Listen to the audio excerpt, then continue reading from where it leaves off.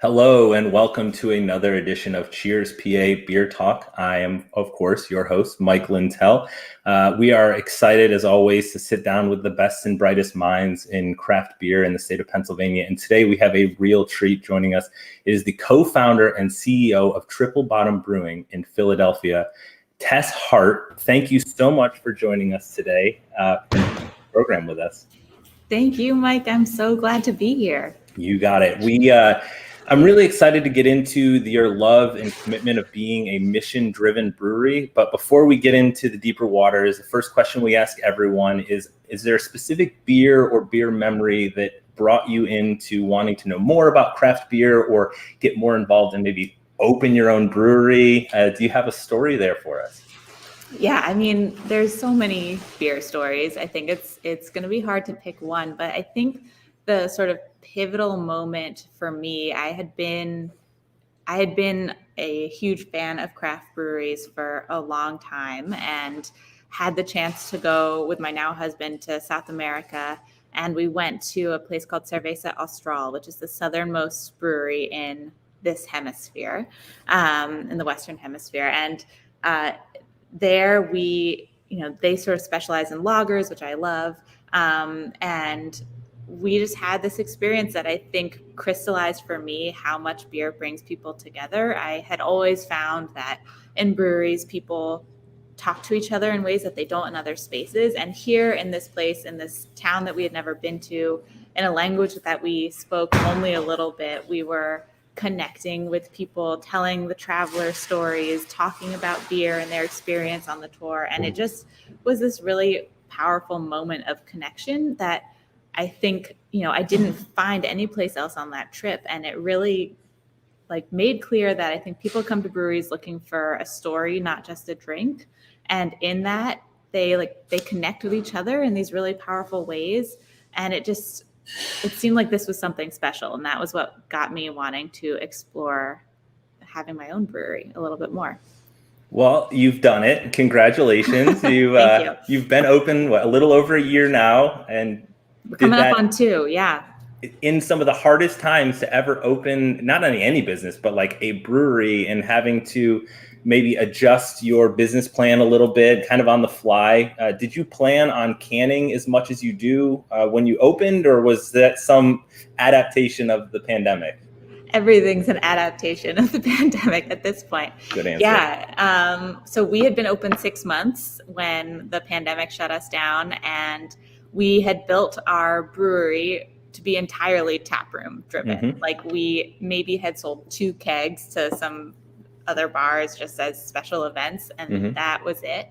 And I, when we suddenly lost 100% of our sales source, we very quickly were able to set up mobile canning, which we're so lucky to do. And I remember we had to do all this electrical work, and our electrician had been exposed to COVID. So he was on the phone with my brewing partner who was doing wires, and luckily got a mobile canning company to come in pretty soon after the shutdown. And we've been canning ever since. And it's been so fun to sort of build these new creative brands around our individual beers. I think they're out there in a way that they couldn't be if we were just serving them on draft over our bar. So ultimately that's been a silver lining and was something we were hoping to get to in many years, but just happened to have to accelerate that portion of things. Well, and to have the wherewithal to understand that we're not just going to shut it down and take our time with it. We have to make a change, and to see the path of canning as a way to just get through unknowns, because no one knew how long or what was going to be the future in that time. And so to have to make those big changes and have brewers playing with electricity, which is never a good idea. Never great. No. John Trogner told me a story about how he learned to be an electrician by working at a brewery. And I was like, that's a terrible place to learn to be an electrician. The guess and check is not how you do it with electricity. It works in other ways, but not here. Something you said earlier about the community element. It's been a thread that we've carried through all the different shows, but community in breweries, to me, is the key part of all of it. The best breweries, in my opinion, have great community, both in outreach, but also an internal community that almost plays off of or is a part of the culture of the brewery. Have you found that now reopening? I know you said you've been open for about a month now, and if you haven't been in, you should definitely go and check out the new tap room now that they're back open. But have you found that your culture and your ethos of being this mission-driven brewery has attracted like-minded individuals, or has it been more of an uphill battle of, I don't want to say education, but really just bringing people along that you're doing it a little differently, but for good reasons? Yeah, it's a really great question. And I think there are a lot of different elements to the answer. I think, there are people who, when we were opening, heard our story. And I think often the mission leads the story. So for folks who don't know our mission, we're a fair chance business, which means we hire folks who are otherwise excluded from the mainstream economy in a lot of ways. They've maybe experienced incarceration or homelessness. Everyone earns a living wage. We're all powered by renewable energy. So that's our triple bottom line out of Triple Bottom Brewing. And so I think the mission drew some folks in, but in order to keep their attention, the beer obviously had to be great too. And then I think on the other end, just the fact that we're a new brewery and sort of in this sort of mainstream cultural experience of Philly brings people in who just want to try a new thing, and then they get to hear about the mission. So it's sort of, we're trying to partner those two experiences really well. And whatever first catches folks' attention, we're trying to then make sure that the other element of the experience really, really leads to building that loyalty. And we have been so lucky. I mean, I think the first weeks of the pandemic really showed us like how much our community was here for us. Because it was terrifying for everyone, obviously. And I remember just like passing beers through the window to customers who just came with, like, you could tell they were smiling even though they were in masks, and just like the words of support were incredible. And I feel, that's only grown over the last year and a half. And so with reopening, I think, we met so many new people during the pandemic who now are coming in for the first time. And I think for a lot of folks, like, they're intrigued that we're doing things a little differently here, which is great. That's the whole goal. Well, that story of doing things differently, I caught my eye from the beginning. And that was one of the biggest reasons I wanted to have a conversation with you, was mainly you're the first certified B Corporation brewery in Pennsylvania. Is that correct? That's correct. And for those that don't know, could you maybe speak a little bit about what that means and why you chose that path before we get into some of the nuts and bolts of it? Yeah, for sure. So B Corps are benefit corps. That's what the B stands for. It's not beer corp, but we've been asked that a lot. And my toddler thought it was going to be talking to a beekeeper today, so it's totally understandable, the confusion. Awesome. Yeah, no disrespect to you, but yeah. Yeah, sorry to let your toddler down. It's all good. He doesn't drink beer. So it's a B Corp is a certification that is the result of a really extensive assessment and verification process by an outside entity. That's actually, it's based in Pennsylvania, but it's international, and it measures every aspect of your business. And it measures, how you treat your team, how you interact with your community, how you're sourcing things. And if you earn the certification, it means you've met the highest verified standards of social and environmental impact. So it's really, really hard. We sort of thought, we didn't think it would be a walk in the park, but we thought it was going to be easier than it was. And having gone through the process, I have so much more respect for those who really led the charge. So like Allagash is a B Corp, New Belgium's a B Corp. The big names that I think a lot of folks think of are Patagonia and Ben & Jerry's, these big mission-driven for-profit businesses. And we learned a lot along the way. And it's been great to have both that stamp of approval, but also the process of going through our business so thoroughly with a fine-tooth comb and figuring out what else could we do. Well, but they had the advantage, the names that you mentioned, of just being huge and probably doing that not from the jump. Like, you decided very early on, like, this was something that you wanted to do, and you took the reins and like, we are going to make this happen. You had to revisit your business plan. You had to reconsider how you were taking care of your team. I think the thing that stood out to me the most was that you actually looked at the livable wage of your staff and decided if they don't make that livable wage because of, maybe a slow day of tips, you actually cover that shortfall. Is that correct? That's correct. Yeah. And we've been doing that since the beginning. We wanted to make sure that everyone would earn at least $15 an hour. So like our bartenders start at $10 an hour and usually make up, way more than 15 when tips come in. But if it's a slow day, we will come in and make sure that they've got that 15. And so that was something, that was a commitment we've always made and always executed on, but we didn't have it in writing in our handbook. And so the B Corp process allowed us to then go back to the handbook and actually put that into the policy that this is our pledge. So yeah, we knew from the get-go that we wanted to try to get this certification, just because we looked up to so many B Corps and it's been part of our DNA to have this type of impact. And you have to be open for a full year before you can start the process. So we turned 1 last September, and started applying right then and there. It took about 6 months to go through the whole thing, and we're glad to have gotten out on the other side. Another thing you mentioned was the environmental impact. I have to think you're probably one of the only wind-powered breweries in the state of Pennsylvania as well.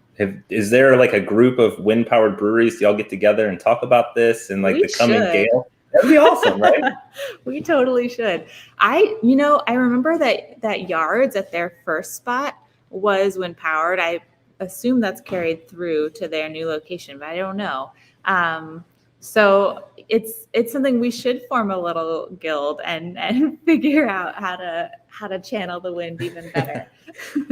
No pun intended, I'm sure. So I don't think I've ever seen a more inspirational and lofty mission statement opening than yours, which I'm just going to read here. Our mission is to create moments of joy and connection, empower each other to craft a better future, and protect the health of the planet.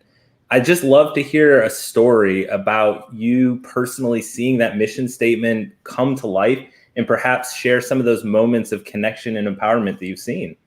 Yeah, absolutely. It's nice to be reminded of our mission when I was floored. The rest of it's great too, but just to start with such a lofty, open and say, this is who we are. And then to carry it through like you have, it's so inspirational. Oh, thanks, Mike. That feels good. It's what we're here for. We're here to empower and lift up those that maybe do the hard lifting and the empowering for others.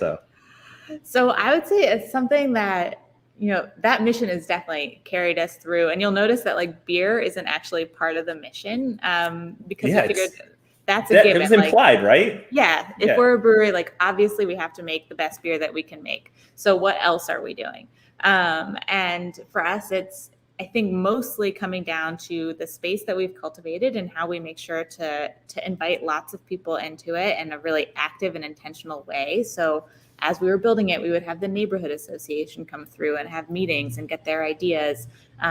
We all took trauma training. So it's a trauma-informed space, recognizing that a lot of our team members have experienced trauma. A lot of anyone has experienced traumas.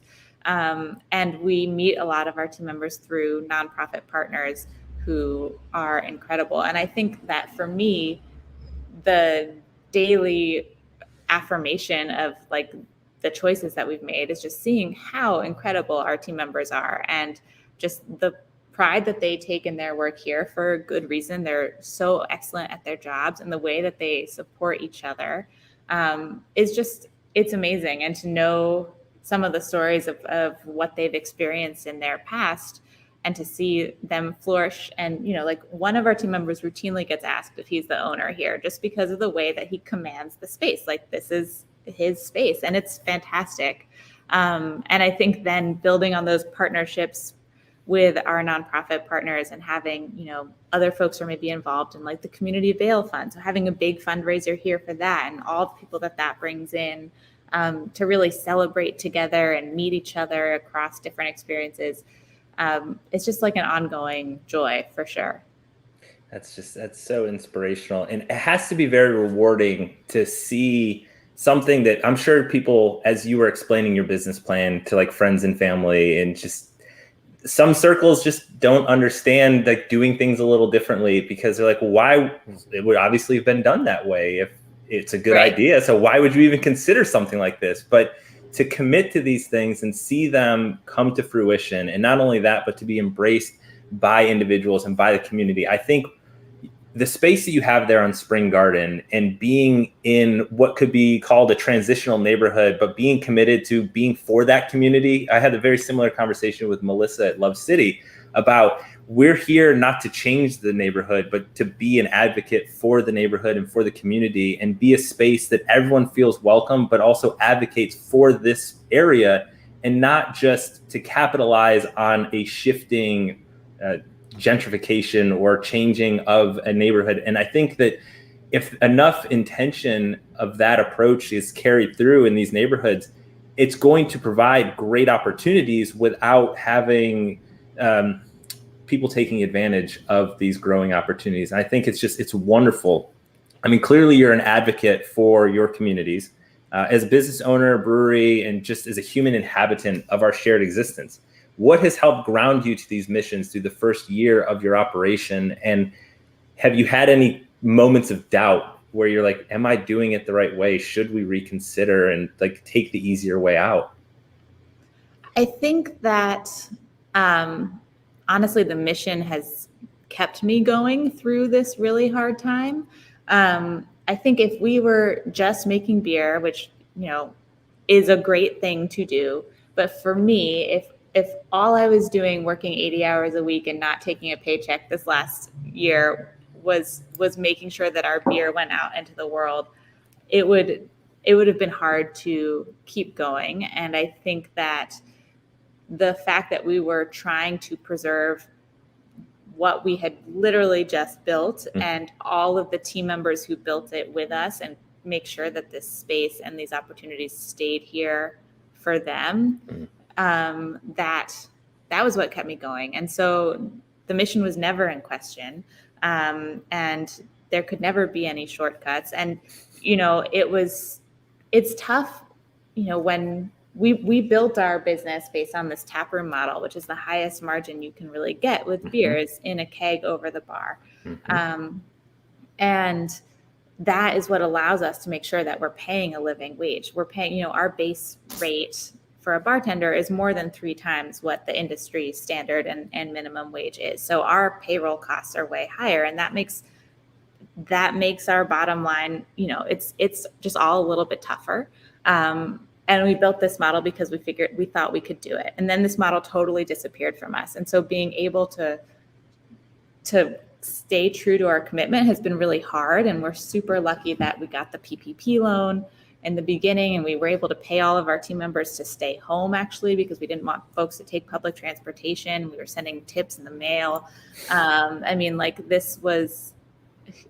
What crazy times we have. Can we just stop there for a second? There's nobody in this industry that was not only paying people to stay home. I was one of the fortunate ones that actually benefited from that exact situation when I was at Big Hill. But a lot of people just either shut it down or said, get in here or lose your job. Sorry, a deer just ran through my backyard and it totally distracted me. I digress.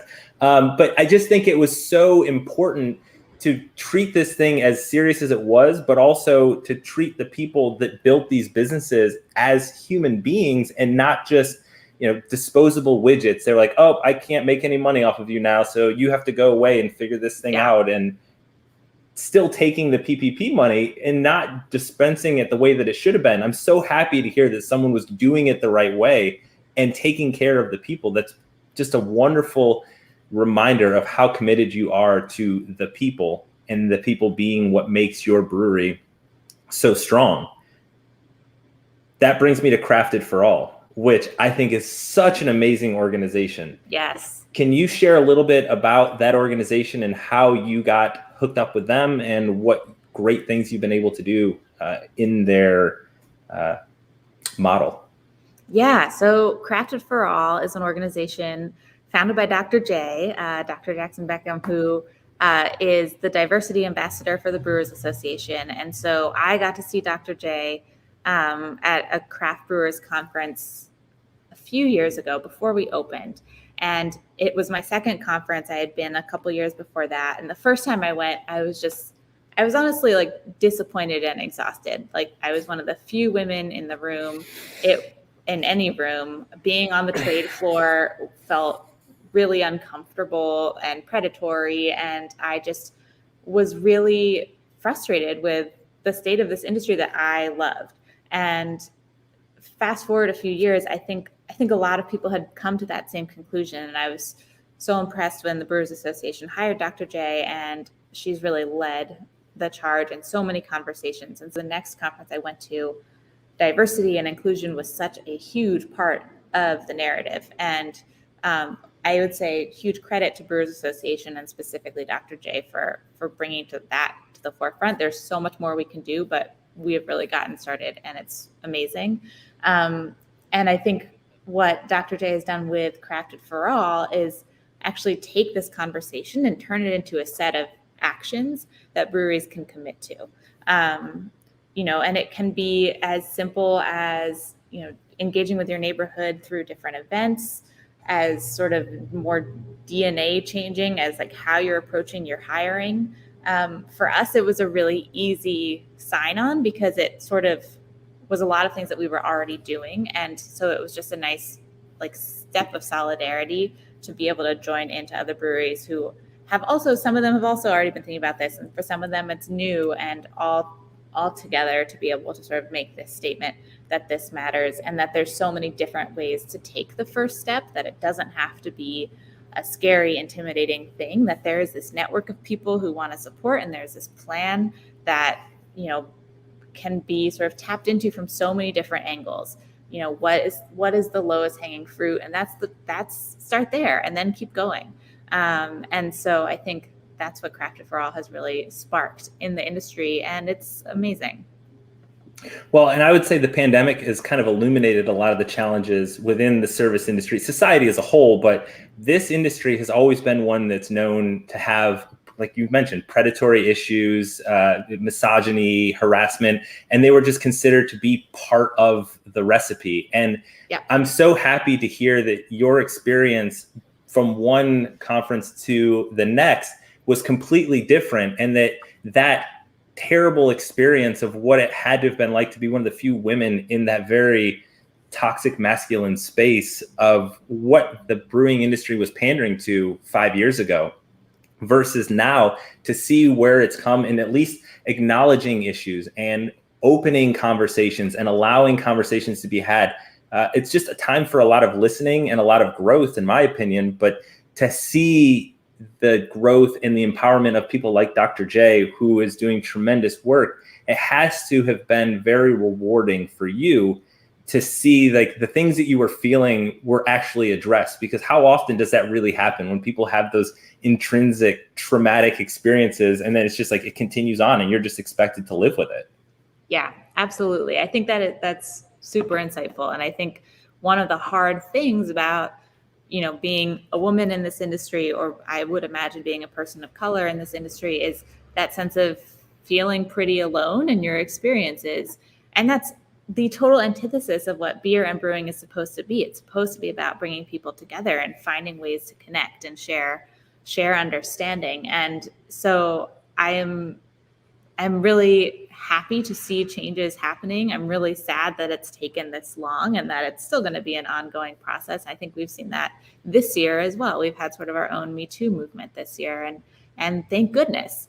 Thank goodness that conversation is bubbling up even more and even more urgently. But I think you're exactly right that Dr. J and others have helped those of us who felt like alone in our experiences see that we aren't, and that there's a group of people who want to make change and are doing it. Yeah, because I would agree with that there are people that maybe felt alone, and now to provide an avenue to say, okay, I'm not alone here. But then for others, they're like, I hadn't even considered that perspective, just because of their own privilege of not having to feel those impediments in society. I mean, people get all weird when they say, well, you have privilege. Well, privilege just means you didn't have to experience something that was an impediment to you. So you shouldn't be like, I'm being attacked because I'm being called privileged. You should acknowledge, oh, I never considered that impediment, and then start to understand where that impediment maybe has differing interactions with other people that maybe aren't like you. and then start to do the work from there instead of immediately recoiling and be like, oh, clutching pearls. And I'm not privileged. How would you ever? You can't call me that P word. And like, I've been called way worse than that. So, oh my gosh, I want to hang out with you.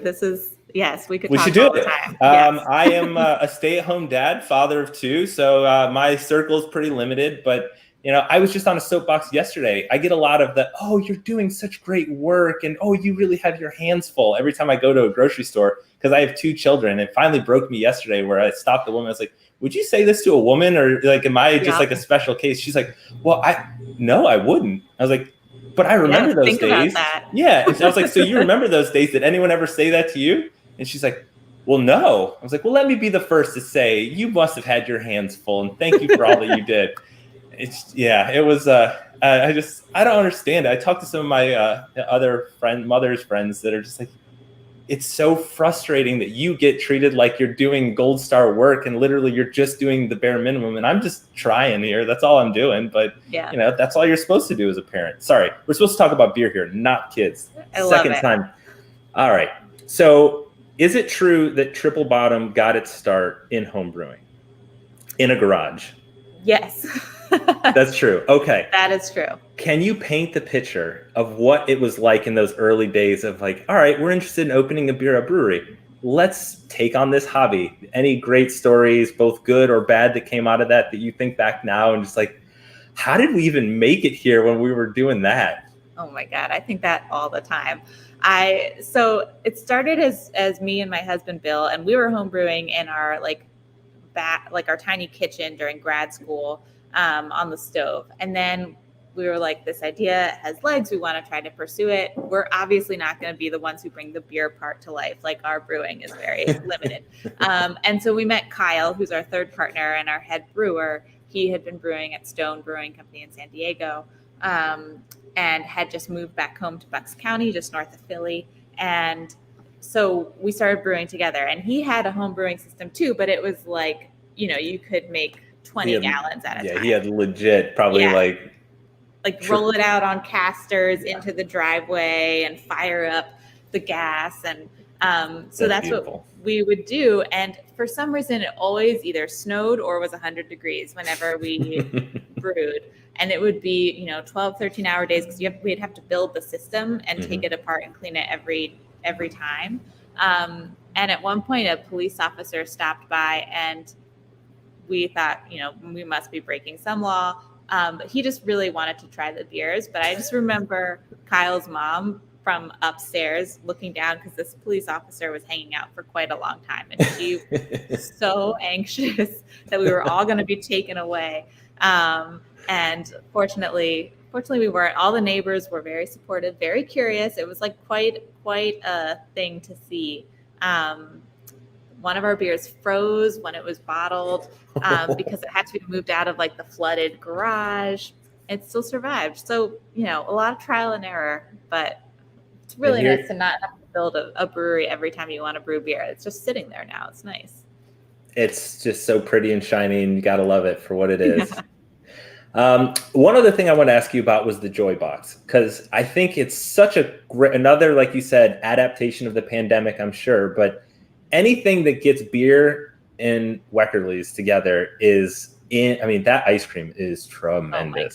Oh my God. I could do a whole nother 30 minutes just talking about that ice cream. We should, yes. Okay, we'll schedule that. I'll talk to Celine later about this, but was that your idea? How did you get all these excellent, like, top-notch producers? I mean, the people that you're working with in that collaboration are some of my favorite, like, small batch artisans that really care about the quality of the product. And maybe that was like the tying thread that brought you all together. But quickly, how did you get to them to come together and make this all happen? Yeah, I mean, gosh, what a crew. It really was like the thing that saved us in the pandemic, was to be able to hang out with those people who were also solving problems. We had launched in March 2020 the Triple Bottom Women's Collective, which was a lot of pop-ups of women-owned businesses in Philly. And the one that was supposed to be happening that week of the shutdown was with Little Pop Shop with Jeannie Chang. And as the weekend is coming, we're like, this isn't this isn't going to happen. We should probably cancel this. And then we're texting, we're like, we're going to close our businesses, I think, which is like so surreal, again, to think about those text messages coming through. And we decided, the two of us, like, we were like, what are we going to do? We should try to figure out delivery. And we thought, let's just meet and see if we can figure something out together, because neither of us had done it. And then we thought maybe we should ask a few other people who are probably experiencing the same thing, if they want to come and just figure out how we can continue to get our products to people. And so we reached out to Tu Pham, who's from Cafe Roasters, and she had just done a pop-up at Triple Bottom, to Ann Carlin, who works with local farms to bring cheese to Philly, and we had just switched to have her be our cheese provider here, to Andy from Weckerly's, who we just like was a good friend of Little Pop Shop, and I'd gotten to know a little bit through the Sustainable Business Network. And then somehow I forget who knew Tyler from Micropolitan Mushrooms, but he came in. He was sort of the one wild card that I didn't know. And gosh, I'm so glad I know him now. And he grows mushrooms in North Philadelphia, this amazing underground mushroom farm. They're the best mushrooms. And so, yeah, it's all small batch, local artisans, all really committed to the quality and the purpose of their products. And we just sat down that day, that first day of the shutdown, and we're like, what do we do? And we figured we could come up with a shared delivery service. Weckerly's had vans that were no longer being used because every wedding was canceled. And we built a website overnight and launched it, and had way more support and orders than we ever expected, and had a debacle of a first delivery day where we were out for like 12 hours and the ice cream was melting, and like we were lost and the bags were soggy. And we figured out from there how to do things a little better. And it lasted a full year, this sort of weekly Joy Box deliveries where people could order from their favorite vendors. And we started spotlighting other local vendors as guests who maybe didn't get a lot of spotlight otherwise. And it was really fun. It was such a really great collaborative way to lift each other up and introduce each other to our communities, and just feel not alone. Like, you know, like, did you hear about this new policy and this new thing? And like, what do we do? So that was really amazing. Well, I'm so glad that all of you did that. We're all not alone. We're in this together. So thank you for all that you're doing, both for your community and for just the industry as a whole, and being such an eloquent spokesperson for important conversations and this very transitional time that we live in. I know that, you know, it can feel a little frustrating, but for me, it's exciting to be able to be a part of some of this, in that we get to share hope in a lot of ways in these conversations. So thank you for building that community that you once dreamt of in Chile. And now here you are on this prestigious podcast talking about Pennsylvania beer and the industry. So Tess, Hart of Triple Bottom Brewing, I really appreciate your time today. Thank you so much. If you want to know more about the beer, you should just go drink it. It's amazing. It's in Philly. You should check out their tap room on Spring Garden. Also, they are doing this really amazing pop-up at Eastern State Penitentiary. Do you want to tell people a little bit about that? Yeah, we are really excited to be partnering with them for their Halloween nights, which opens at the end of September. We're going to be having a few different bars inside. They're sort of reimagining the Halloween experience. It's going to be really fun. We connect with them because we both have fair chance missions, and we've learned a lot from them over the last few years. So it's really fun to now be building something new together. That's amazing. Go check it out. You don't have to be that into Halloween, but you might want to, because, you know, penitentiaries can be scary when the lights go down. Tess, thank you so much. I appreciate it. Check them out on social media, anywhere you want people to follow, or anything you want to highlight. Yeah, I think we're best at Instagram. I always forget that we have Twitter. So find us on Instagram at Triple Bottom Brewing. I would agree. Your Instagram is tremendous. And the photos that you take, staging beer is not easy, and your lighting is always top notch. So thank you for caring about aesthetics along with what goes inside the can. Thank you, Mike. It was so fun to talk to you. Cheers, Tess. Have a great day. You and too. Of course, we have to finish up with our beer of the month. And this month, I am highlighting the last of our lagers. It's going to be Sly Fox Helles Golden Lager, one of my favorites. Outside of your Sunshines and all the other ones we've highlighted, Sly Fox is really doing it with this German-inspired lager. And let me tell you that they are bringing in imported German pills to go with those Hallertau hops and the Saaz, which are my spicy little buddies. It's got a light body with a soft, dry finish, and it kind of makes an excellent year-round sessionable brew. But for me, it's the tops, man. They do those open tops. It's not your skinny little pop top. I mean, it is a full open 12-ounce cup when you get that thing going, and it is wonderful. So check them out. Look for 12-ounce cans at Wise or wherever you shop for your crispy lagers. And once again, I would like to thank our friends at Wise Markets for making these conversations and supporting these conversations possible here on Cheers PA Beer Talk. Until next time, I'd like to thank once again Tess Hart from Triple Bottom Brewing in Philadelphia. I'm your host, Mike Lintal, and we will see you next time.